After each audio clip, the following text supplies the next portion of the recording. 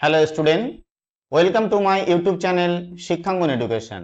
2025 সালে মাধ্যমিক পরীক্ষা দেবে তাদের জন্য বহুরূপী গল্প থেকে কিছু গুরুত্বপূর্ণ রচনাধর্মী প্রশ্নের সাজেশন দিচ্ছি।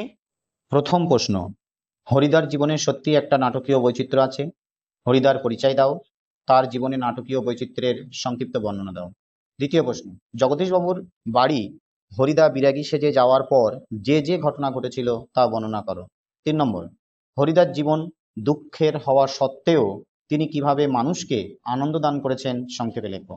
4 নম্বর, খাঁটি মানুষ তো নয়, এই বহুরূপীর জীবন এর বেশি কি আশা করতে পারে। বক্তাকে মন্তব্যটির প্রসঙ্গ উল্লেখ করে এই আক্ষেপ কতটা যথার্থ তা লেখো। 5 নম্বর, তেমনি অনায়াসে সোনাও মারিয়ে চলে যেতে পারি, উক্তিটি কার, কোন প্রসঙ্গে তার এই মন্তব্য, মন্তব্যের আলোকে বক্তার চরিত্র বৈশিষ্ট্য আলোচনা করো।